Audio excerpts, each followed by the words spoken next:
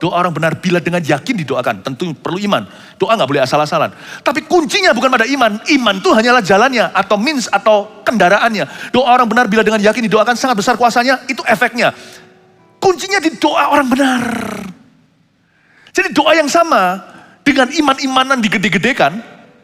Kalau yang mendoakan itu orang yang salah, Tuhan tidak dengarkan. Bukan hanya tidak besar kuasanya, tak ada kuasanya sama sekali malahan. Kuncinya di doa orang benar. Tuhan hendak mewahyukan lewat Roma 15 ini. But we must have the right heart with God. Itulah yang membuat kekristenan beda dengan agama-agamaan. Karena dalam kekristenan kita tidak bisa menipu Allah. Kita datang dengan hati dan Allah melihat segala sesuatu kelakuan kita. Doa orang benar bila dengan yakin didoakan sangat besar kuasanya. Itu yang dimaksudkan. Karena Kristus juga tidak mencari kesenangannya sendiri. Tetapi seperti ada tertulis, kata-kata cercaan mereka yang mencerca engkau telah mengenai aku. Segala sesuatu yang ditulis dahulu telah ditulis untuk menjadi pelajaran bagi kita. Supaya kita teguh berpegang pada pengharapan oleh ketekunan dan penghiburan dari kitab suci. Semoga Allah yang adalah sumber ketekunan, ayat 5. Dan penghiburan mengaruniakan ketekunan kepada kamu sesuai dengan kehendak Kristus Yesus. Ayat 5. Semoga Allah yang adalah sumber apa? Ketekunan dan penghiburan. Ketekunan dan penghiburan mengaruniakan kerukunan kepada kamu sesuai dengan kehendak Kristus Yesus. Ketekunan dan penghiburan tolong di jus, jadi mix jus. Di blender, keluar kata sabar. Ketekunan dan penghiburan itulah kesabaran. Jadi dengan kata lain ayat 5 Paulus berkata gini, semoga Allah sumber kesabaran. Atau dalam bahasa Inggrisnya, may the God of patience. Karena sabar orang Kristen beda dengan sabar pasrah, gak bisa berbuat apa-apa. Sabar kita itu adalah campuran antara ketekunan dan penghiburan. Kita bisa tekun dengan sabar, karena kita itu dihibur oleh janji Tuhan. Aku tahu aku akan menang, aku tahu aku akan menang. Masalahku ada tanggal kadaluarsanya. Atau ini semua gak ada artinya dibanding kemuliaan yang akan datang. Seperti seorang yang sakit bersalin, seorang wanita. Dia sakit setengah mati, buka 1, buka 2. Kalau lahir normal, lahir sesar pun juga ada sakitnya. Paling tidak disuntik, setelah operasi nanti itu pemulihannya ada harga yang dibayar. Tapi kenapa seorang ibu bisa tahan? Karena dia mikir sebentar lagi anakku keluar, sebentar lagi anakku keluar. Itulah sabarnya orang Kristen. Terima kasih Tuhan. Kami siap Engkau ajari, kami undang hadirat-Mu lebih dalam lagi di hati kami. Hamba serahkan jemaat yang Kau gembalakan Tuhan Yesus, Gembala Agung kami. Ke dalam tangan-Mu, tubuh jiwa roh kami. Berbicaralah. Berikan kami hati seperti Maria yang mau dengar-dengaran dengan suara Tuhan. Dan Tuhan, biarkan yang kami miliki ini bukanlah agama, tapi hubungan pribadi dengan Allah. Tuhan sampaikan sabda-Mu. Sembunyikan hamba-hamba-Mu di balik salib-Mu itu. Di dalam nama Yesus. Haleluya. Amin. Puji Tuhan. Shalom, selamat siang. Tuhan berkati. Berikan tepuk tangan untuk Tuhan Yesus. Glory to God. Silakan duduk kembali. Saya sapa juga semua yang live streaming hari ini, ya. Jangan merasa jauh, usahakan tetap konsentrasi, sebab saya tahu Tuhan akan bicara pribadi lepas pribadi. Hari ini kita proma penghabisan, menunya sebagai berikut di depan. Ibadah 1 dan 2 tadi sudah lewat, sekarang ini yang ketiga jalan. Ambil catatan, kita akan Bible study sekali lagi untuk orang-orang yang mau serius dengan Tuhan Yesus. Boleh saya lihat tangan-tangan orang yang mau sungguh-sungguh serius dengan Tuhan, bisa angkat tangan. Praise the Lord. Haleluya. Saya kasih judul, belajar lebih sabar dan kuat untuk orang lain. Belajar lebih sabar, belajar lebih kuat. Jikalau bukan untuk dirimu sendiri, maka untuk orang lain. Kita semuanya itu sulung di mata Tuhan. Setiap kita itu punya tanggung jawab. Aset Tuhan terbesar dan termahal, itu bukanlah barang atau uang. Sadarkah Anda bahwa aset tertinggi dalam kehidupan kita adalah manusia di sekeliling kita? God wants us to love real people. Tuhan mau kita mencintai orang-orang sungguhan. Lebih daripada zaman-zaman ini sosial media yang like atau apa. Tuhan mau kita sayangi, cintai, peduli, bimbing orang-orang yang ada di sekeliling. Karena itu kita harus belajar lebih besar, lebih kuat, dan lebih sabar juga pada orang-orang di sekitar kita. Karena mereka gak sempurna, sama seperti kita, plek, sama, we're not perfect.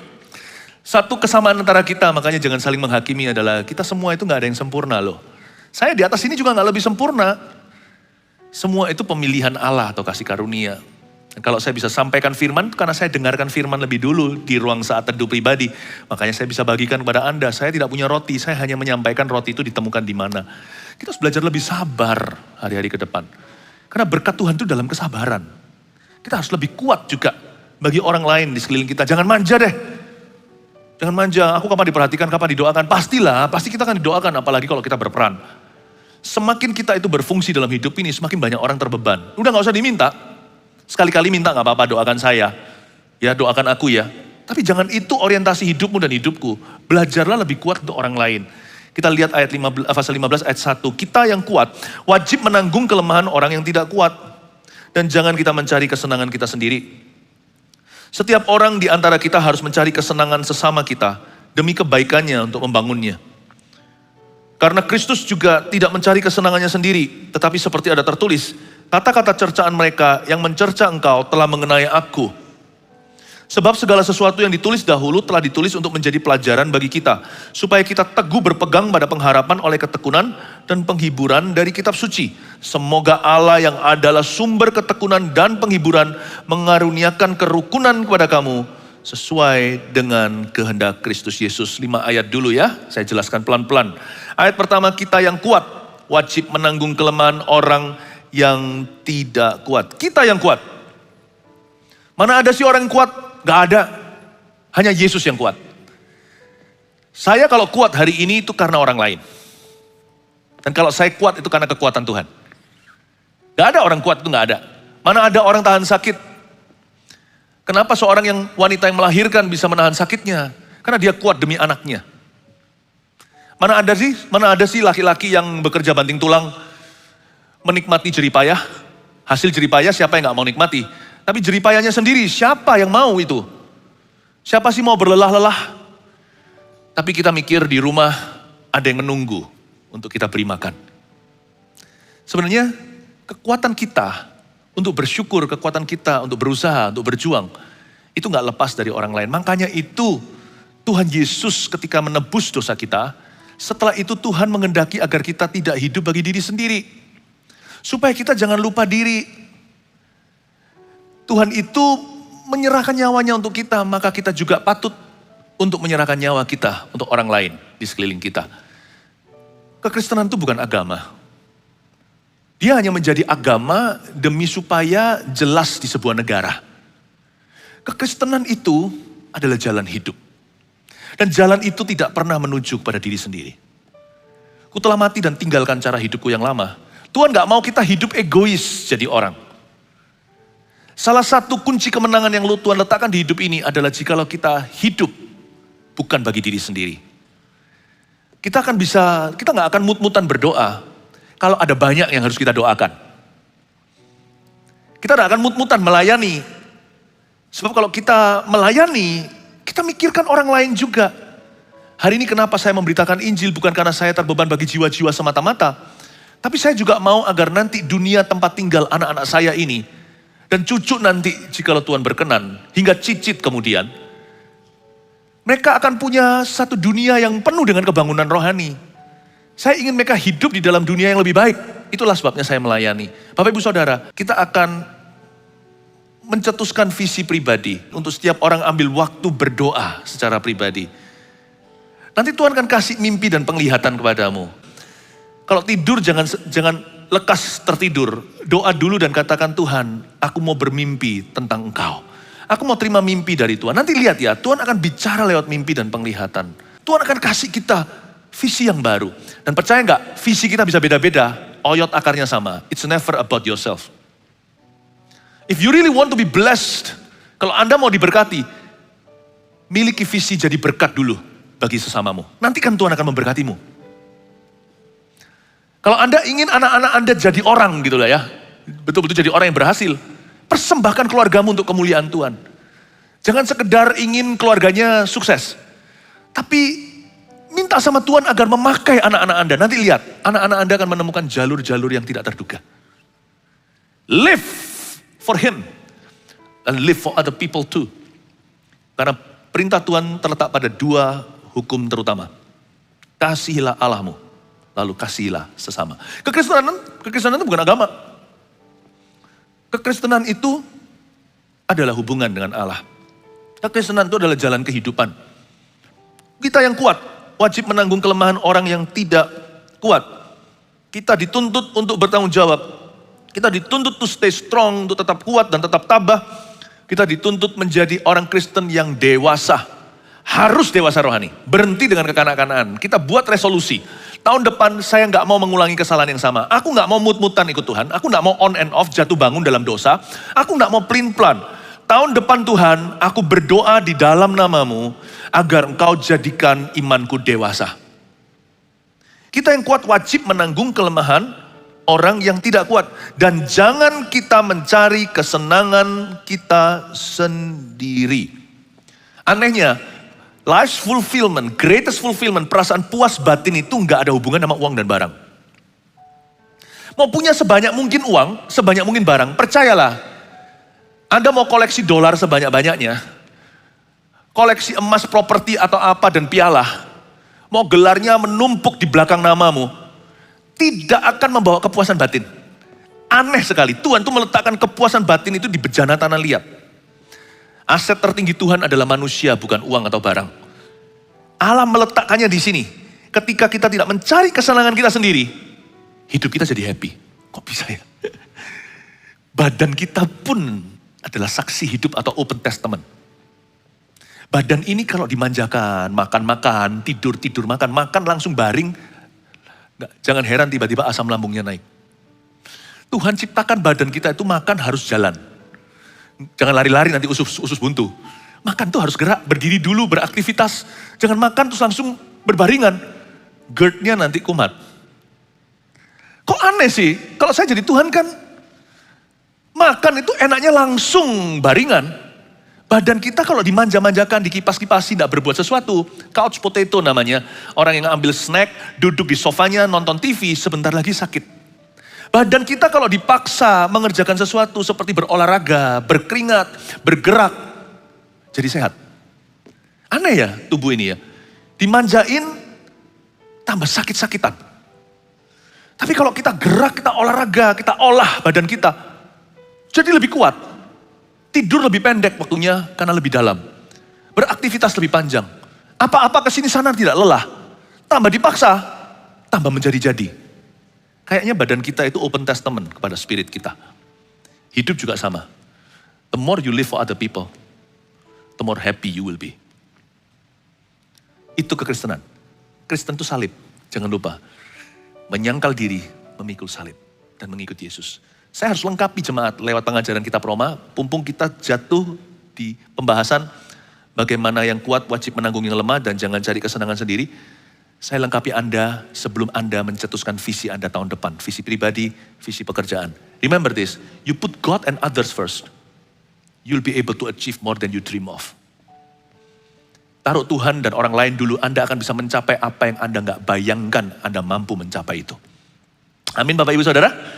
Itu life's greatest fulfillment atau perasaan puas batin Tuhan letakkan pada tidak mencari kesenangan kita. Ayat 2, setiap orang di antara kita harus mencari kesenangan sesama kita. Demi kebaikannya untuk membangunnya. Ini bukan berarti suruh senangkan semua orang loh ya, karena kita tahu kita nggak mungkin bisa senangkan everybody. Susah jadi orang, bener. Jadi public figure juga sama, lebih lagi malahan. Mau senangkan kiri kanan itu nggak mungkin. Tadi di kebaktian sebelumnya saya ada cerita. Nanti kalau khotbah pakai jas dibilang dibilang terlalu rapi atau terlalu formal. Nanti kalau kita ngikuti yang informal, kita pakai yang casual, kita pakai kaos gitu, contohnya dibilang tidak menghormati hadirat Tuhan. Susah senangkan semua orang. Bilang fashion aja nggak mungkin semua orang cocok ya kan? Tuhan nggak, ayat 2 ini bukan berarti setiap orang di antara kita harus mencari kesenangan sesama kita itu, berarti kita harus hidup bagi orang lain. Berarti kita itu harus hidup sesuai dengan 1001 ekspektasi orang-orang sekeliling kita. Nggak mari-mari. Tapi maksudnya adalah kita jangan mencari kesenangan sesama kita itu, praktekkan peduli, praktekkan sensitivity, praktekkan peka sama orang sekeliling kita. Makanya di ibadah sebelumnya saya ajarkan gimana kita bisa lebih peka, lebih bijaksana di area abu-abu. Tapi sekarang saya mau bahas tentang gimana kita jadi orang lebih sabar dan lebih kuat untuk orang lain. Coba saya jelaskan dari sisi lebih kuat dulu sebelum lebih sabarnya. Lebih kuat, kita harus lebih kuat bagi orang lain. Setiap orang di antara kita jangan mencari kesenangan sesama kita. When you ask somebody how are you, really listen to them how they are doing. Ada orang bertanya gini, apa kabar? Lalu habis itu dia ceritain tentang dirinya. Mari kita praktekkan lebih banyak mendengar daripada berbicara atau berkata-kata. Ya. Lebih banyak begitu. Kalau kita tanya sama orang, how are you, apa kabar? Lalu dengarkan, paling tidak ambil berapa menit itu dengarkan dengan seksama dan take interest atau tunjukkan rasa tertarik pada cerita mereka, bukan pura-pura. Really tertarik. Kita nggak boleh mencari kesenangan sesama kita. Karena hobi kita adalah membicarakan tentang diri sendiri. Nanti ada waktu dan tempatnya. Orang-orang Kristen harus peduli sama sesamanya melebihi orang-orang yang tidak kenal Tuhan atau yang asal-asalan. Saya berdoa di dalam nama Yesus, ini bukan mengubah behavior atau mengubah kelakuan. Kalau mengubah kelakuan, positive thinking atau motivator aja bisa. Tapi ini Tuhan mau mengubah hati kita, supaya kita itu orientasinya ke other people. When you listen to other people, you'll grow more compassionate. Andai kata kalau kita mau mendengar saja suami istri jauh lebih rukun dan lebih harmonis. Tidak mengemukakan pendapatnya sendiri. Mari kita praktekkan sebagai orang Kristen, saya doa sebagai gembala sidang Anda, saya berharap jemaat kita itu adalah orang-orang yang empatik sama orang lain. Bukan simpati ya, bedanya simpati dan empati gini. Simpati itu orang yang kebawa-bawa masalah orang. Orang itu gak bisa makan, kita sendiri jadi akhirnya buat kelaparan seluruh keluarga kita. Jangan, di Afrika masih ada orang kelaparan, lalu kita ikut-ikut mati kelaparan. Itu namanya kebodohan. Empati itu artinya kita gak kebawa. Tapi kita peduli, dan kita bertanya, what can I do for you? Apa yang bisa aku lakukan? Nanti ke depan ya. Jemaat kita ini, saya harapkan orang-orang paling tidak sekarang yang dengarkan saya onsite di Surabaya ini, belum lagi gereja Mawar Sharon di mana-mana. Saya berdoa dan berharap orang-orang paling ramah, yang paling selfless, paling gak egois, paling gak mengutamakan kepentingan sendiri. Orang-orang yang empati, peduli, yang bisa memenangkan hati. Orang-orang yang paling baik hati, paling tulus hati itu, di antaranya adalah jemaat Mawar Sharon di mana-mana. Saya berdoa dalam nama Yesus supaya orang-orang yang begitu ditemukan di gereja kita. Oh, bukan ditemukan di gereja kita sih, dibentuk di gereja kita. Mari kita ke depan buat satu goal. There will be more caring for other people. Saya rasa khotbah-khotbah seperti ini sudah gak terlalu populer sih. Karena orang lebih cenderung diberi makan sesuatu yang mereka mau dengarkan. Contohnya, kepingin sukses nih, kepingin berhasil jadi 5 poin gimana sukses, ya gak apa-apa sih. Tapi saya gak tertarik dengan yang begituan. I want real change of hearts. Saya ingin kita semua mengalami perubahan hati yang sungguhan. Nanti Tuhan yang akan tambahkan, cari dulu kerajaan dan kebenaran, nanti Tuhan yang tambahkan. Kita menjadi orang yang lebih sabar, lebih kuat bagi orang lain. Setiap orang di antara kamu jangan mencari kesenangan sesama, harus mencari kesenangan sesama kita demi kebaikannya untuk membangunnya. Ini bukan berarti bahwa gereja isinya orang-orang yang menjilat loh ya. Pernah gak lihat orang yang selalu yes man dan menjilat saja apa katanya iya, apalagi dengan orang berpengaruh. No. Kita bisa jadi orang sopan. Kita bahkan bisa bertolak belakangan dengan orang, tapi secara bangsawan, namun kita tidak harus kasar dengan siapa. Tapi juga bukan berarti kalau kita sopan itu berarti selalu, yes man. Gak tentu begitu. Not necessarily. Gereja tidak boleh diisi dengan orang-orang yang lemah karakternya. Gak bisa. Tuhan mau kita kuat. Tuhan memanggil kita bukan jadi ekor tapi kepala. Setiap orang di antara kamu harus mencari kesenangan sesama. Demi kebaikannya untuk membangunnya. Bedanya orang yang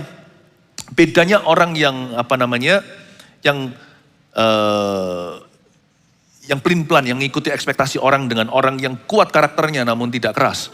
Itu bedanya di sini, dimotivasi. Kalau orang yang menjilat, orang yang ngikut aja apa kata orang, dia sendiri tidak bertulang belakang, dia nggak punya prinsip kehidupan, orang seperti itu akan jadi bunglon. Ketika dia dibawa ke angin kiri, tiba dia ke kiri, angin kanan tiba dia ke kanan. Ya, orang yang demikian, Tuhan tidak berkenan. Orang begitu tuh biasanya bukan demi kebaikan orang lain yang dia ingin bangunkan. Biasanya dia cari kebaikannya sendiri. Orang yang punya motivasi dan agenda pribadi. Kalau sama si A, dia ngikut si A. Kalau si B, dia ngikut si B. Namanya pelin-pelan. Paulus sih gak begitu, Paulus berpendirian. Bahkan Agabus pun memberitahu nanti siapa yang ke Roma ini, orang yang punya sabuk ini, tali ikat pinggang ini, orang yang memilikinya akan diikat demikian. Dan dia akan dipenjara, Paulus tetap pergi. Orang itu berprinsip kok, aku harus ke Roma. Tapi Paulus juga mengatakan gini kepada orang Yunani, aku bertindak seperti orang Yunani. Kepada orang Yahudi, aku bertindak seperti orang Yahudi. Kepada orang yang free, kan zaman itu perbudakan ya. Aku bertindak sebagai orang bebas, tapi kepada orang-orang yang masih di dalam slavery, Aku juga memberi diri sebagai seorang budak. Itu bukan Paulus pelin-pelan, tapi Paulus itu menaruh dirinya di sepatu orang lain dulu. Contohnya kalau saya lagi pelayanan di China, saya berusaha sekeras mungkin untuk ngomong bahasa Chinese sama mereka. Untuk mengerti budaya mereka. Bukan karena saya pelin-pelan, supaya mereka mendengarkan saya. Saya belajar to fit in. Jikalau hal itu bukan masalah benar atau salah atau soal dosa, saya belajar untuk mengerti dan peka. Seperti ibadah tadi, belajar lebih peka di area abu-abu. Tahu nggak kalau di dalam Chinese culture ya, saya kasih contoh. Orang kalau lagi minum teh ini sama-sama, jikalau itu kolega bisnis atau apa. Kita harus siap untuk gini-gini karena Indonesia nanti jadi eksportir yang luar biasa. Saya yakin ke depan itu Roh Kudus taruh di hati saya. Semua yang di Indonesia asal mempersiapkan diri tidak akan gigit jari. Nanti suatu saat berkat bangsa-bangsa akan pindah ke sini. Jadi jangan pernah Anda remehkan toko kecil-kecil. Suatu hari siapa tahu Anda akan ekspor.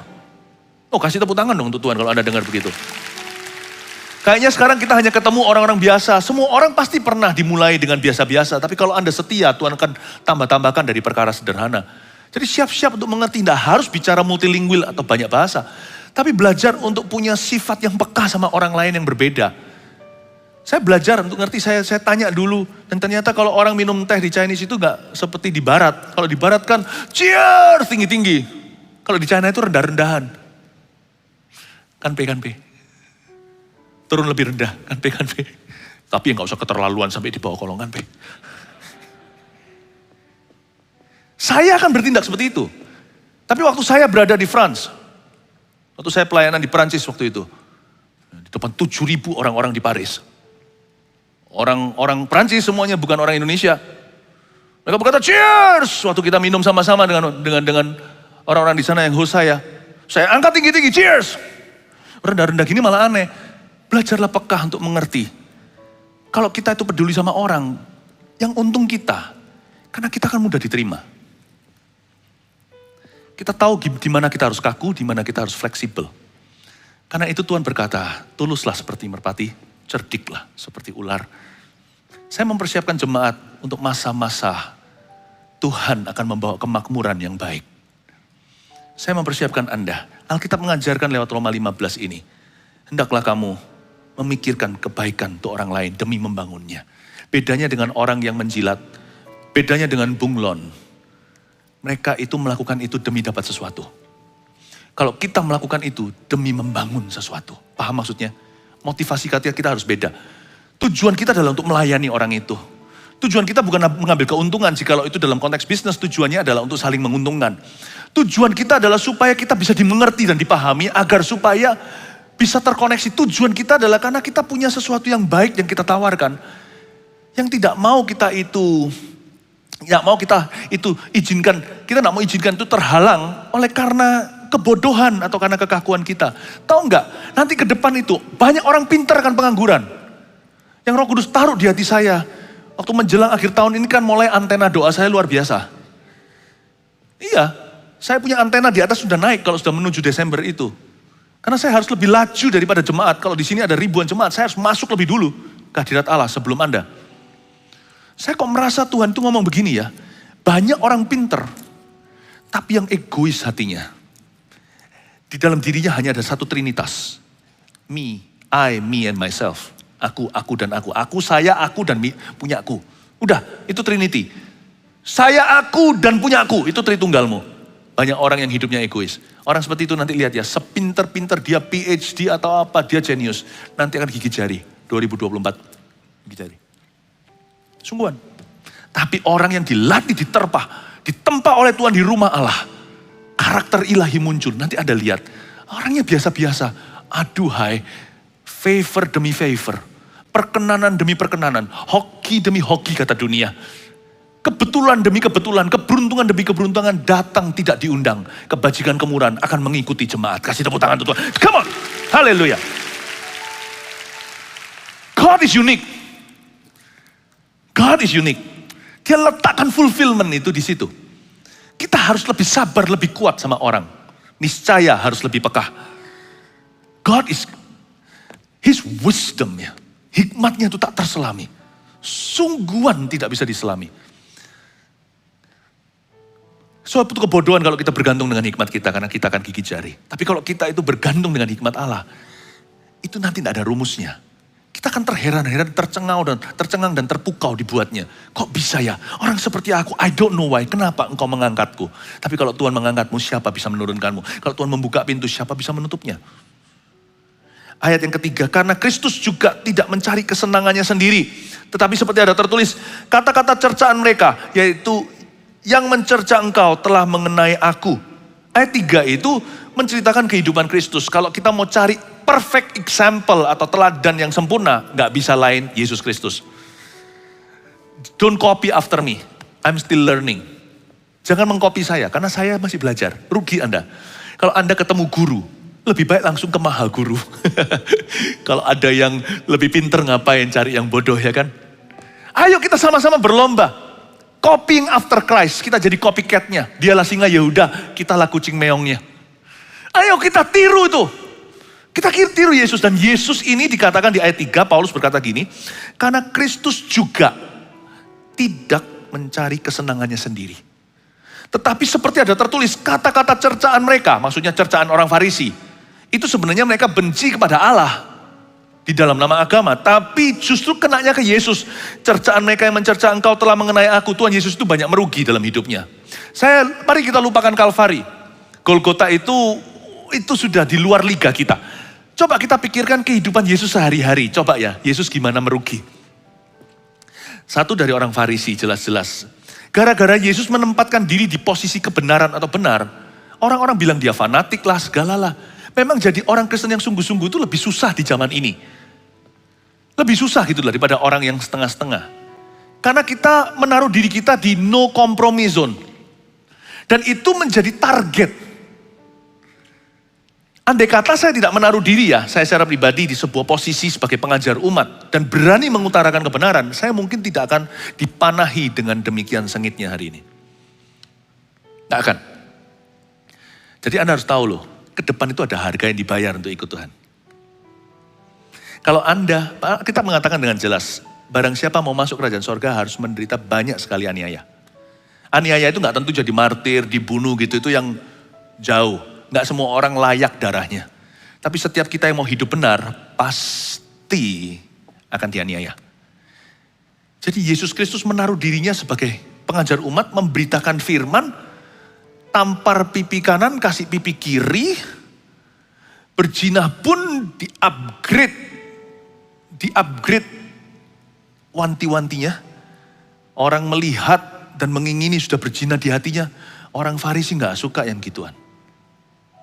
Karena itu cercaan mereka kena ke Yesus. Andai kata Yesus jadi rabi biasa-biasa, mereka gak akan seganas itu, rabi-rabi itu melawannya. Pahami ini. Kalau Anda mau jadi biasa-biasa, tidak banyak harga yang dibayar. Tapi kalau doamu adalah ini, Tuhan pakailah aku. Tuhan berkati aku. Pakailah aku dan jadilah berkat. Be ready church. Ini tahun mimpi penglihatan sudah visible di depan. Sudah hitungan bulan. Be ready church. Siap-siap gereja. Anda pun akan mengalami tekanan dan aniaya. Cercaan orang kepada Tuhan akan kena ke Anda. Cercaan tuh orang ke Tuhan sebenarnya. Karena mereka itu yang gak mereka sukai adalah kebenaran. Tapi kenanya ke Anda nanti. Belum lagi bagaimana Yesus merugi. Karena Alkitab mengatakan di ayat 3, karena Kristus juga tidak mencari kesenangannya sendiri. Gimana sih Tuhan Yesus gak mencari kesenangan sendiri? Mau tahu gak? Tuhan Yesus lahir di mana? Cepat, ayo kita latihan MSC atau apa ini ya. My Spiritual Journey, Basic Christianity. Cepat dijawab ya. Yesus lahir di Bethlehem. Ada yang dengar, saya tadi dengar yang ngomong rumah sakit.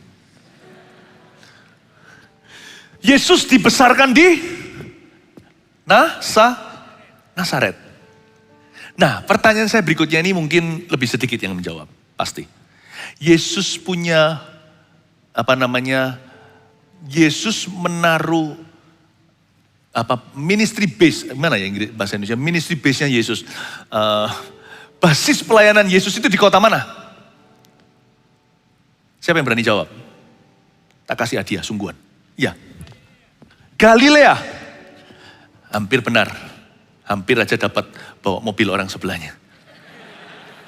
Tapi nggak ada jawaban salah ya, semuanya itu mencoba. Kota mana? Cepat. Tuhan Yesus itu ministry base-nya. Kalau saya ministry base-nya di mana? Surabaya. Oke, banyak orang kira saya tinggal di Jakarta. Oh, waktu saya di pesawat saya ingat saya ketemu dengan, waktu itu disapa dengan seorang stewardess, pramugari di atas sana waktu belum pandemi. Dia, oh Pastor Philip ya, oh mau kemana? Surabaya. Oh ke Surabaya ada pelayanan. Oh enggak, rumah saya Surabaya. Oh asal Surabaya. Enggak tahu, kadang-kadang di media kan enggak tahu saya di mana. Saya tinggal di Surabaya. Ya. Nah, ministry base di Surabaya. Nah Tuhan Yesus punya ministry base di mana? Kota mana? Cepat. Cepat. Ya? Bethlehem. Balik tempat kelahirannya lah. Bethlehem itu di selatan. Kapernaum. Nanti siapa kalau ke Israel suatu hari ke Kapernaum, Anda kan bisa lihat itu ministry base-nya Tuhan Yesus. Nah, Tuhan pernah enggak cerita? Dengar enggak? Ingatkah Anda cerita ketika Yesus Kristus pulang setelah bepergian, ministry base kan tetap pulang ke situ. Waktu pulang lihat tiba-tiba sudah banyak orang di rumah. Masuk pun susah. Nantinya mama sama adik-adiknya pun mau datang pun gak bisa masuk. Harus pakai surat istilahnya untuk sampaikan pesannya. Lalu yang lebih parah lagi, rumah Yesus itu bukan milik pribadi. Itu rumah kontrakannya. Karena Yesus gak punya rumah, gak ada tertulis di Alkitab dia punya rumah. Tuhan punya rumah. Dibolongi atapnya.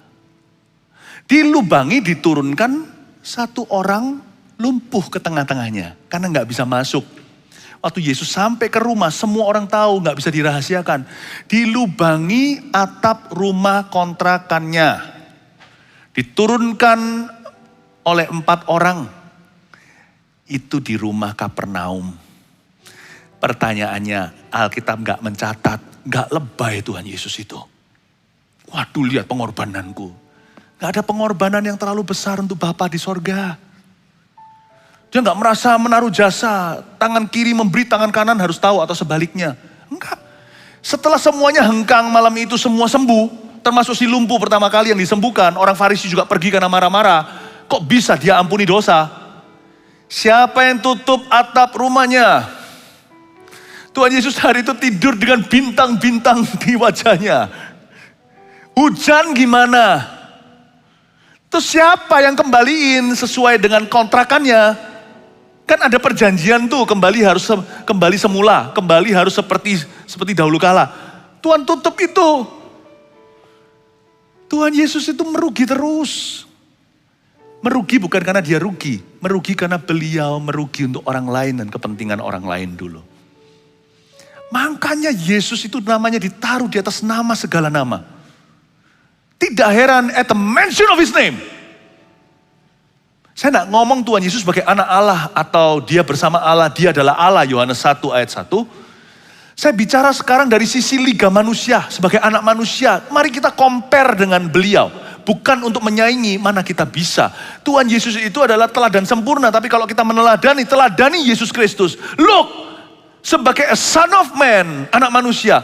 Karena begitu rupa selfless atau tidak egoisnya, Bapa mengindahkan dia mau dibaptis, buka tingkap langit. Ini anakku yang kukasih, kepadanya aku berkenan. Jangan heran orang yang melarikan uangmu nanti akan diketok malam hari dengan suara audible. Balikin uangnya, orang itu orang yang kukasih. Jangan heran, kesaksian Bapa dalam kehidupan orang yang hidupnya dipersembahkan untuk orang lain. Apakah Yesus kelaparan? Tidak. Malah kalau tidak ada roti, dia bisa membagi roti dari 5 roti 2 ikan. Penyediaan Tuhan justru ya, kuasa itu diletakkan di non-egoisme. Nanti hari-hari ke depan, provision is given to those who have a vision. Penyediaan diberikan pada orang yang hatinya punya visi Yesus bagi orang lain. Ini sebuah nubuatan. Bayangin, Bapak itu sampai bersaksi demikian rupa. Doa Yesus, doa apa jadi dijawab. Sekarang saya ngerti kenapa ada doa-doa kita gak dijawab. Padahal kalau dijawab itu kan luar biasa ya. Saya gak berkata bahwa doa kita dijawab karena kita punya kebaikan atau kesalehan. Wow, nanti kita sombong kalau doa kita dijawab. Tapi sesungguhnya loh ya, doa itu dijawab itu by grace atau kasih karunia. Sungguh-sungguh gak ada yang namanya kita bisa menyuap Tuhan atau kita bisa menyogoknya. Gak ada kita bisa berkata, banggakan, aku Tuhan sudah beri ini loh, Tuhan aku sudah beri itu, maka Tuhan harus dengarkan doaku, gak ada. Tapi kalau hati kita tulus, motivasi kita murni, Tuhan itu cenderung jawab loh doa kita loh. Saya ngerti sekarang kenapa ada doa-doa yang belum dijawab. Karena Tuhan mau kita mati terhadap diri sendiri. Jadi hari ke depan, bukanlah ubah caramu berdoa. Tapi perbaiki motivasi hati. Nanti ada doa-doa yang dijawab. Lihat Tuhan Yesus berdiri di depannya kuburannya Lazarus 4 hari. Itu sudah bau sekali. Zaman dulu gak pakai balsam-balsaman. Apalagi Lazarus dari keluarga yang biasa atau orang miskin bahkan. Tuhan berkata, Bapak supaya mereka tahu aku siapa. Dengarkan doaku. Lazarus, turunlah. Aku hendak menumpang di rumahmu. Betul ya? Itu Sakeus, jangan salah. Seringkali bingung antara Lazarus dan Sakeus. Lazarus keluarlah. Maka dalam keadaan dibebet dengan kain kafan. Dia keluar. Bukan mayat hidup, dia hidup. You know, your word become authority. Your prayer, doa kita menjadi jawab. Saya ngerti sekarang. Kuncinya terletak di sini. Ku telah mati dan tinggalkan cara hidupku yang lama. Doa orang benar bila dengan yakin didoakan sangat besar kuasanya. Banyak orang mengira itu doa dengan kata-kata yang ditata. Doa orang benar bila dengan yakin didoakan orang itu beriman-iman. Imannya dipompa-pompa gak usah. Kuncinya terletak di doa orang benar. Kalau hatimu benar, doamu didengar. Doa orang benar bila dengan yakin didoakan. Tentu perlu iman. Doa gak boleh asal-asalan. Tapi kuncinya bukan pada iman. Iman itu hanyalah jalannya atau means atau kendaraannya. Doa orang benar bila dengan yakin didoakan sangat besar kuasanya. Itu efeknya. Kuncinya di doa orang benar. Jadi doa yang sama dengan iman-imanan digede-gedekan. Kalau yang mendoakan itu orang yang salah, Tuhan tidak dengarkan. Bukan hanya tidak besar kuasanya, tak ada kuasanya sama sekali malahan. Kuncinya di doa orang benar. Tuhan hendak mewahyukan lewat Roma 15 ini.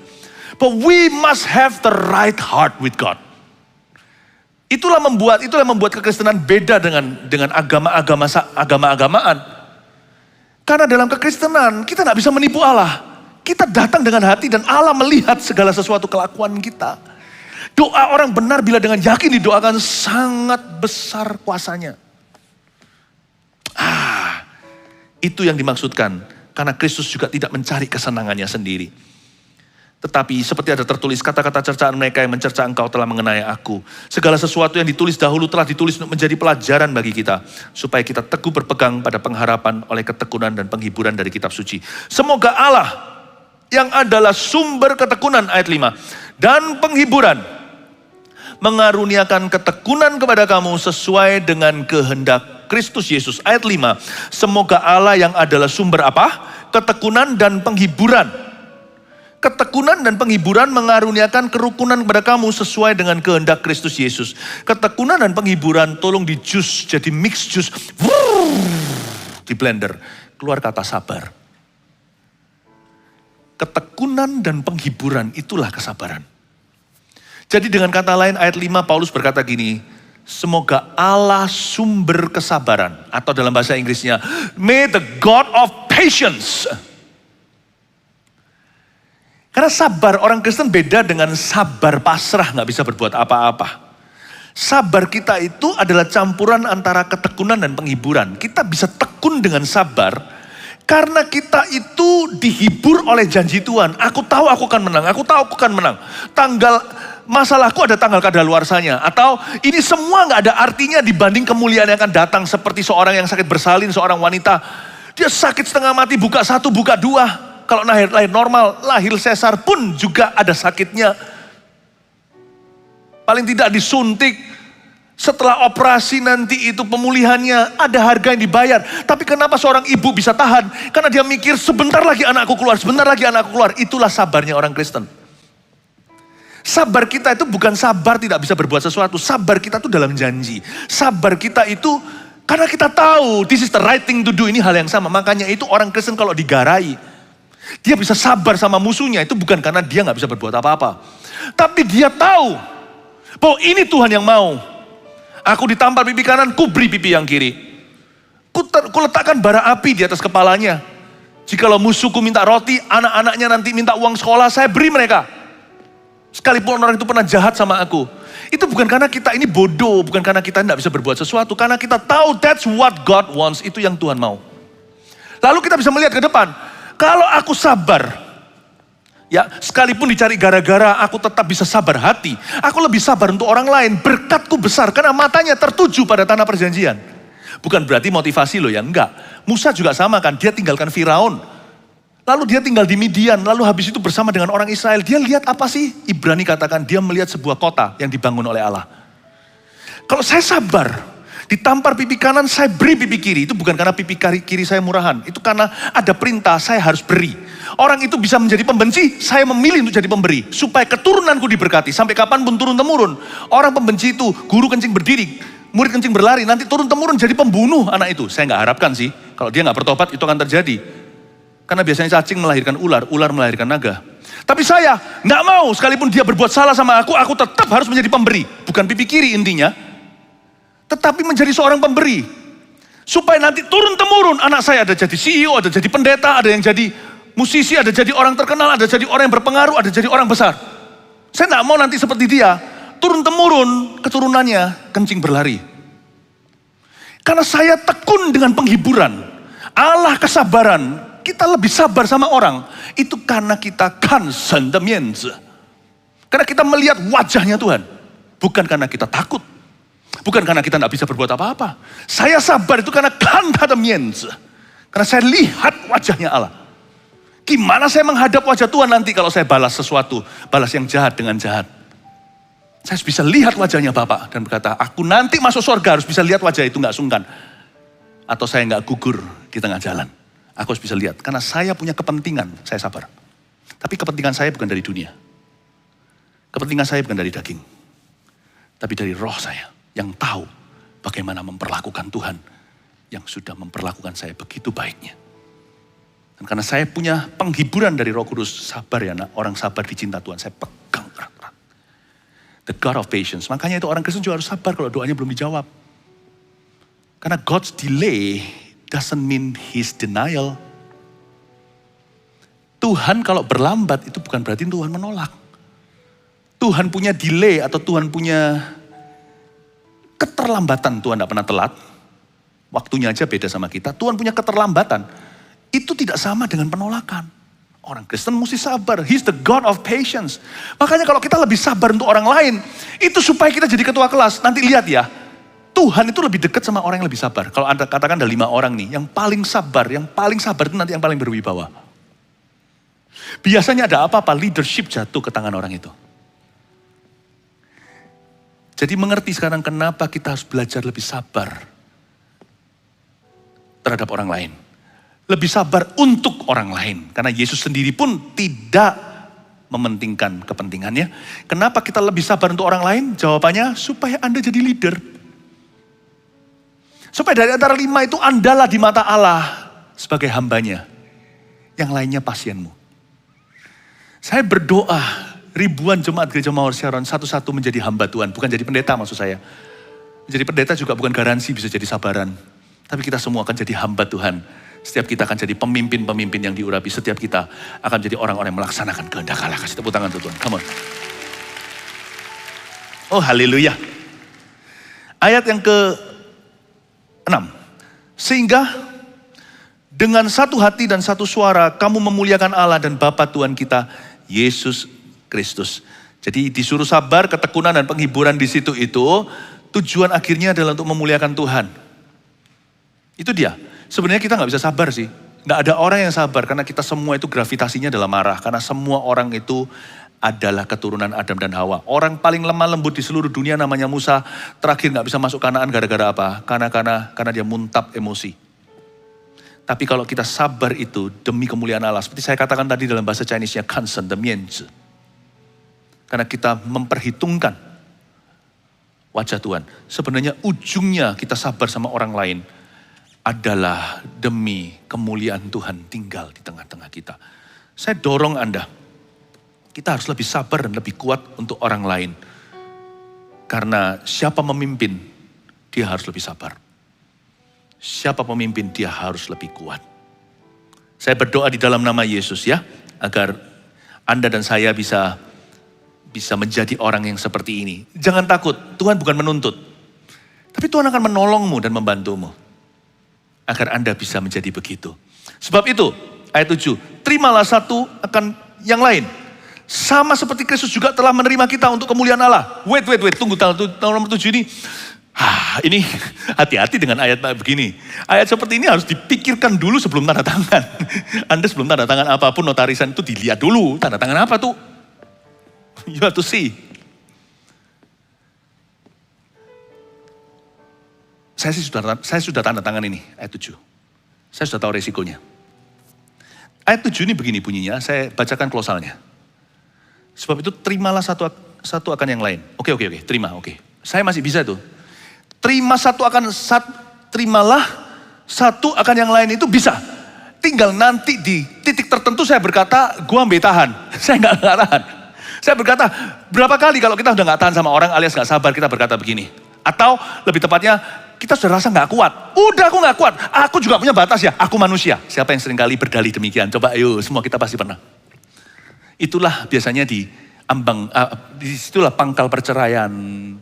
Disitulah pangkal perpecahan dan segalanya. Up to a point, andai kata ayat itu bunyinya berhenti sampai kalimat itu saja, Tuhan tidak bisa tuntut kita. Tidak bisa. Sebab terimalah satu akan yang lain itu. Gua punya batas, saya punya batas sebagai manusia. Aku gak kuat. Udah cukup, enough is enough. Ya kan kita pernah berkata gitu. Nah mari kita sekarang lihat ya perperannya. Sebab itu terimalah satu akan yang lain. Sama seperti, waduh mateng nih. Exactly, sama seperti Kristus juga telah menerima kita, menerima you and me. Untuk kemuliaan Allah. Oke, ini beda nih, ini beda. Orang Kristen sudah disunat, tidak bisa berkata, sunat hati, udah gak bisa berkata gini, aku gak tahan. Sebisa mungkin kalau itu bergantung pada dirimu, hiduplah dalam damai dengan orang. Memang secara realistisnya, tidak selalu tergantung kita. Asal kita jangan menjadi pihak yang membangkang. Kita harus menjadi bagian dari solusi sekalipun sudah terjadi insiden. Misalkan di dalam rumah tangga atau dalam sebuah organisasi atau dalam tempat kerja. Maka kita harus selalu berada di sisi yang menawarkan diri menjadi bagian dari solusi bukan dari problema. Tetap loh, sesempurna-sempurna kita mau mentaati firman ini, tetap juga masih akan ada hal-hal berupa seperti pemisahan dan sebagainya, karena tidak sepenuhnya bergantung padamu. Tapi anak-anak Tuhan harus menjadi peacemaker, harus menjadi pembawa damai, karena mereka disebut anak-anak Allah. Oke, saya tunjukkan sekarang. Sekali lagi kita baca klosalnya. Sebab itu terimalah satu akan yang lain. Sama seperti Kristus juga telah menerima kita. Garis bawah, sama seperti Kristus juga telah menerima kita. Saya tanya, Tuhan Yesus waktu menerima kita itu, kita sempurna enggak? Saya terima Tuhan itu tahun 92. Anggaplah itu saat Tuhan terima saya. Bahkan Alkitab mengatakan, saya kira itu sudah Tuhan terima saya aja menakjubkan di tahun 92. Karena saya tahu waktu itu kelakuan saya seperti apa. Waktu saya baca Alkitab lebih tercengang karena ada ayatnya bunyinya begini. Dia sudah mati bagi kita ketika kita masih berdosa. Dan dia sudah kenal kita sebelum dunia dijadikan. Waduh, mati enggak? Wah ini gimana nih? Overpriced nih aku. Aku dibayar terlalu mahal. Hari itu, tepatnya September 1992. Hampir 30 tahun yang lalu. Tuhan Yesus menerima saya apa adanya. Nah, waktu saya terima Yesus, waktu Anda kapan? Masing-masing beda. Kita gak ada satupun berani berkata aku diterima waktu itu karena aku sempurna. Malahan karena kita berdosa, makanya kita menangis terseduh-seduh. Ketika dijamah Yesus, gak tentu nangis sih. Tapi kita kan menyesali dosa kita bertobat aliasnya. Nah, setelah itu, apakah kita diterima Yesus karena ada janji dari kita atau kepastian atau garansi. Bahwa nanti-nantinya kita pasti akan sempurna. 30 tahun nih saya sudah berjalan sama Tuhan. Sekarang saya tanya, siapa di sini yang sudah sempurna? Angkat tangan. Saya pun tidak berani angkat tangan. Aduh Tuhan bocuan. Tuhan tidak untung punya aku ini. Bayangin kalau Anda itu pacaran sama satu orang, Anda cinta, apalagi kalau dan dengan seorang laki kejar seorang cewek, lalu dia sangat setia, lalu ceweknya itu 30 tahun tetap tidak mau kawin sama dia. Karena belum siap gaun pengantinnya. Tuhan Yesus meminang saya 30 tahun. Sampai sekarang gaun pengantin secara rohani belum ready. Sampai saya mati. Tidak diputuskan sudah untung. Tuhan juga tidak memindahkan panggilan saya dengan menyelewengkannya ke siapa? Nggak ada. He's still faithful to me. Dia menerima aku. Jadi saya tanya lagi, siapa di sini waktu terima Yesus sempurna? Nggak ada. Siapa sekarang sudah sempurna? Nggak ada. Kok Tuhan tetap bisa terima kita ya hari ini? Kita kok diterima terus, diterima dan diterima terus. Diterima terus dan terus diterima. Kok gak ada pengusiran Allah dalam hadirat Allah sekarang? Kamu lagi, sudah sekian lama tuh, percuma. Gak ada tuh. Berarti kita juga tidak boleh menolak orang lain atas alasan yang sama. Bersabarlah kepada orang lain karena Tuhan sabar denganmu. Sama seperti Kristus juga telah menerima kita. Berarti kalau kita menerima seseorang, dia gak sempurna, terimalah. Berarti waktu kita terima orang, jangan ada bayang-bayang nanti suatu hari dia akan sempurna. Lupakanlah. Jangan berkata gini, aku ampuni kalau orang itu berubah. Nggak bisa, ampuni dulu. Berubah nggak urusan dia. Itu yang disebut sama seperti Kristus juga telah menerima kita. Waktu saya tanda tangan, di dalam hati saya tahu resikonya. Berarti suami istri kawin, jangan cerai ya dengan alasan, sudah enggak kuat aku, enggak kuat. Bagaimana kalau Tuhan begitu sama Anda? Enggak kuat, masuk neraka. Enggak boleh.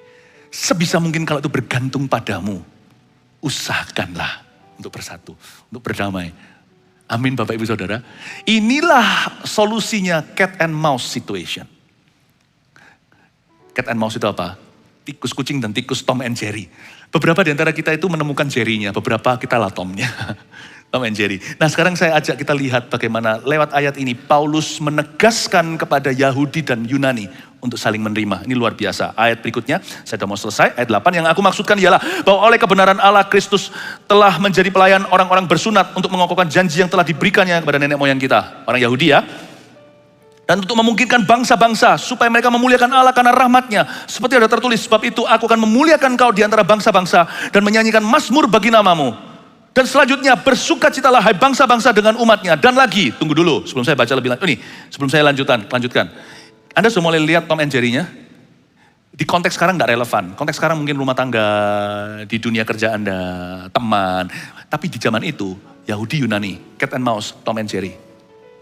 Mereka berkata, enggak bisa, aku terima kalau kamu disunat. Padahal itu enggak prinsip di Alkitab, karena itu bukan soal iman, hanyalah tanda lahiriah.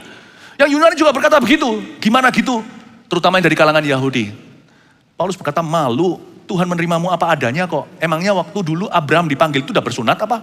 Kenapa kamu pentingkan sesuatu yang sifatnya enggak prinsip-prinsip banget? Buat apa? Paulus ngomong gini, kalau Tuhan bisa menerimamu waktu kau belum sempurna, dan Tuhan menerimamu dengan pengetahuan karena Allah Maha tahu bahwa engkau tidak akan pernah sempurna. Apa susahnya terima saudaramu yang kurang sempurna itu? Dan lagi, pujilah Tuhan hai kamu semua bangsa-bangsa, dan biarlah segala suku bangsa memuji Dia. Dan selanjutnya kata Yesaya, Taruk dari pangkal Isai akan terbit dan ia akan bangkit untuk memerintah bangsa-bangsa, dan kepadanya lah bangsa-bangsa akan menaruh harapan. Semoga Allah sumber pengharapan, tadi sumber kesabaran, sekarang sumber pengharapan, memenuhi kamu dengan segala sukacita dan damai sejahtera dalam iman kamu, supaya oleh kekuatan Roh Kudus kamu berlimpah-limpah dari sabar jadi berharap. Saya kasih 3 poin sederhana, saya selesai dengan ini. Ya, bagaimana kita belajar lebih sabar dan kuat untuk orang lain. 1, fokus pada menjadi berkat bagi orang lain dulu. Tulis itu. Fokus pada menjadi berkat bagi orang lain dulu. Itulah kunci sabar dan kuat. Kalau fokus kita bukan ke diri sendiri, tapi kepada orang lain dulu. Gimana kita jadi berkat dalam hidupnya. Fokus pada menjadi berkat bagi orang lain dulu. Itulah cara terbaik untuk belajar lebih sabar dan lebih kuat, termasuk di keluarga Anda ya. Kalau fokus Anda selama ini gegeran Tom and Jerry suami dan istri. Kalau fokus Anda adalah jadi berkat buat istrimu, pernikahanmu pulih. Selingkuh akan berhenti. Demikian pula sebaliknya, kalau istri fokus bagaimana jadi berkat bagi suaminya, dia gak akan terus lihat kelemahan suaminya, tapi dia akan berkata, aku terima dulu suamiku apa adanya, dari mana aku dempul dia, dari sisi ini aku akan tambahkan kalau itu sudah bagus, yang kurang aku doakan. Kalau dia belum mau terima masukanku, aku akan doa sampai dia sadar sendiri. Karena kan ada Roh Kudus di dalam pernikahan kami. Fokusnya diubah dulu. Nah, kesalahan kita adalah arah. Mau kau tahu kenapa banyak bisnis gak jalan? Salah direction. Banyak gereja juga sama. Kenapa banyak gereja nggak jalan? Selama pandemi juga wrong direction my friend, wrong direction. Karena pikirannya lebih kepada survival, bukan justru menabur, bukan justru memuridkan. Tapi pikirannya kepada ibadah yang sempat gak jalan. Wrong direction. Makanya itu, direktur itu perlu. Itu bukanlah sebuah pos cuman abal-abalan ada di dalam dunia kerja. Karena kita salah direktur utama, salah kaprah semuanya. Dan direktur keluarga adalah papa mama, suami istri. Direct your life right. Anak muda juga Anda harus direct diri sendiri. Bukankah kita punya pelita? Pelita dan harapan kita adalah firman-Mu pelita bagi kakiku, terang bagi jalanku. Jadi fokus dulu pada apa yang menjadi berkat bagi orang lain. 2, beri kesempatan lagi kepada orang yang sama. Dengan harapan Tuhan akan mengubahnya. Saya ulang, beri kesempatan lagi, jangan bosan-bosan. Kepada orang yang sama, dengan harapan Tuhan akan mengubahnya. Tapi bedakan loh ya, contohnya nih, rumah saya dirampok sama orang. Misalkan, wah porak-poranda diambil semua harta. Ya kan? Saya mau memberi kesempatan pada pencuri itu untuk bertobat dengan membuka rumah saya sekali lagi dan undang dia dan saya pergi. Itu namanya kebodohan. Itu namanya pernah belajar dari kesalahan. Kalau satu orang merugikan perusahaan, gara-gara dikasih kepercayaan atau apalagi yang berhubungan dengan materi. Saya nggak akan kasih dia begitu saja. Nggak akan.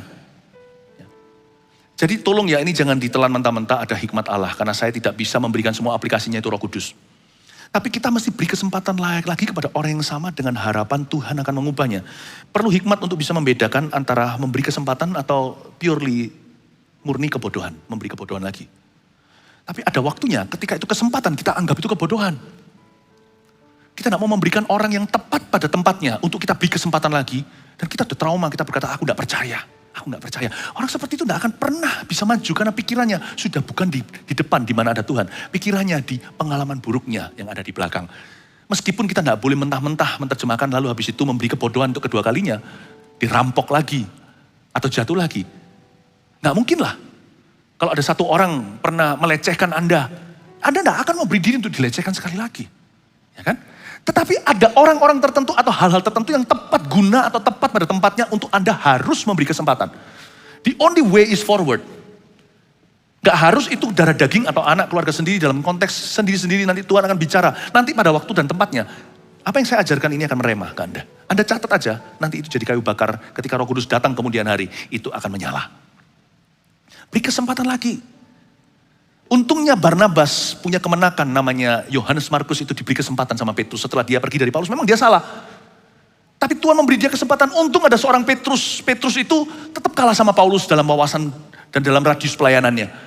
Tetapi Petrus itu memang tiada duanya. Dia memberi kesempatan kepada Yohanes Markus. Kalau bukan karena diberi kesempatan lagi, dia gugur dari Paulus. Orang itu dikasih kesempatan lagi yaitu dalam ministry. Tahu nggak apa yang terjadi? Dia menulis 1/4 Injil, kitab Markus. Dan dia menjadi misionaris yang luar biasa di daerah-daerah Timur Tengah dan Eropa sana. Dia mati hari ini, banyak orang percaya bahwa kuburannya sekarang ada di Venice. Venice itu loh, yang gondola, yang naik di Eropa, yang di kota yang tenggelam di air, di situ dia berakhir hayatnya. Ini orang luar biasa. Untung ada yang ngasih kesempatan. Sometimes you need to give people second chance. Or you need to give yourself a second chance. Mungkin Anda perlu memberi diri sendiri kesempatan lagi. Yang terakhir, mintalah mujizat Allah yang berlimpah-limpah kuasanya. Mintalah mujizat Allah yang berlimpah-limpah kuasanya. Dibutuhkan orang kuat loh untuk memberi kesempatan pada orang lain. Sungguhan. Bukan hanya sabar. Dibutuhkan strength of character. Untuk Anda membangun kembali di atas reruntuhan yang sama. Baik itu dirimu sendiri, dibutuhkan karakter yang kuat untuk berkata, aku bangkit. Dan dibutuhkan kekuatan yang sama besarnya kalau bukan lebih besar lagi. Untuk kita berkata pada seseorang, ayo bangkitlah, aku kasih kamu kepercayaan lagi. Wow. Dan yang ketiga ini untuk orang yang memberi kesempatan yang lebih kuat, lebih sabar. Mintalah mujizat Allah yang berlimpah-limpah kuasanya. Saya selalu punya pendapat gini. Saya punya keyakinan. Kalau saya itu lebih sabar, cek saya nanti dari Tuhan. Saya nggak bicara soal uang. Kalau saya lebih sabar, defisit mana, di mana terjadi ketidakadilan dalam kehidupan saya karena saya harus lebih sabar. Itu diisi sama Tuhan. Gara-gara saya sabar, saya dimanjakan sama Tuhan. Orang lain yang saya sabari itu ya sudah dapat kuponnya. Dia udah dapat cashbacknya, dia udah dapat vouchernya dari kesabaran saya. Dia sudah hoki dapat kesabaranku. Saya ini siapa yang memperhatikan? Jangan kita itu mengasihani diri sendiri. Kasihan ya aku, kasihan aku. Gak perlu kasihan karena defisit kita diisi Tuhan. Kalau kita sabar itu, cek kita langsung datang dari atas. Nanti kita yang dimanjakan. Orang itu enggak. Orang itu sudah Anda manjakan dengan kesabaran Anda. Anda akan dimanjakan oleh Allah. Mujizatmu akan datang dari atas. Sekalipun dagingku, hatiku habis lenyap, gunung batuku, dan bagianku. Kata bagianku itu porsiku. Datang dari sana. Jangan heran di dalam kehidupan beberapa orang yang lebih sabar dari orang lain itu. Tuhan seolah-olah bertindak seperti butler. Karena tidak ada orang melayanimu, karena kamu yang melayani dulu, karena kamu yang sabar dulu. Yang kamu yang lebih kuat untuk orang lain yang menanggung mereka yang lemah. Makanya Tuhan akan membungkukkan dirinya, copot jubahnya, sing-singkan lengannya, lalu mencuci kakimu. Dan Anda berkata, aku tidak layak, tapi Tuhan berkata, engkau layak menerima ini. Aku melayakkanmu. Jangan heran, dalam kehidupan beberapa orang, Tuhan itu seperti seseorang yang jauh, dia ketakutan, tapi orang-orang tertentu yang lebih sabar dan kuat. Tuhan seperti butlernya, personal butlernya yang melayanimu. Padahal dia raja di atas segala raja. Cekmu dari Tuhan, Bapak Ibu Saudara, kalau Anda lebih kuat. Amin. Berikan semua orang give up, semua orang nyerah. Anda tetap bertahan. Enggak, aku tetap bertahan di sini. Satu-satu jatuh, satu-satu mengeluh. Seperti Yosua dan Kaleb. Dari 10 yang lainnya itu semua menggerutu. Lalu Anda lihat di sana sini semua pesimis, Anda sendirian. Jangan heran ya. Yang lainnya itu dapat firman dari Anda, melihat Anda seperti firman berjalan. Anda dapat firman dari mana? Anda langsung dapat dari Tuhan. Nanti tiba-tiba Tuhan kasih Anda mimpi, penglihatan, ngalami lawatan, dan mengalami visitasi ilahi sendiri, ngalami tiba-tiba ada aja Tuhan kirim tukang-tukang posnya untuk membawa firman ke dalam hidupmu. Anda itu diberi makan langsung oleh Tuhan Yesus. Cekmu datang dari atas. Mintalah mujizat dari Tuhan. Allah yang berlimpah-limpah. Orang sabar dan orang yang lebih kuat bagi orang lain. Biasanya lebih nekat, berani, tak tertuduh untuk minta mujizat dari Tuhan. Kalau saya tidak kuat, asal saya tahu kalau saya tidak kuat untuk orang lain. Kalau saya kuat untuk orang lain, kalau saya tidak kuat untuk orang lain. Nggak mungkin kan saya buka mulut dan berkata, ayo kuatkan, saya tidak gitu. Kalau saya lebih kuat untuk orang lain, kalau saya tidak kuat juga untuk orang lain. Kalau saya sudah tidak tahan, saya berkata sama Tuhan, Lord, lift up your servant. Tuhan itu langsung datang. Saya berani minta mujizat karena saya tahu. Saya lebih kuat dari yang lainnya. Kalau saya tidak minta Tuhan, minta siapa? Itulah privilege-nya. Tempat posisi terindah. Orang yang lebih sabar, lebih kuat dalam kehidupan orang lain, untuk orang lain. Orang itu, rumahnya dimanapun lokasinya, alamatnya dekat sama Tuhan. Dia tinggal menoleh dan berkata, Lord, give me strength, strength coming. Lord, Tuhan Yesus hiburkan aku, penghiburan akan datang. Tahu nggak, orang sabar dan orang kuat itu rumahnya dekat sama Tuhan. Dia selalu just one prayer away. Waktu dia angkat muka, dia minta mujizat berlimpah itu akan datang. Saya berharap jemaat ini jemaat yang dekat sama Tuhan. Kasih tepuk tangan untuk Tuhan. Mari kita semua bangkit berdiri. Haleluya.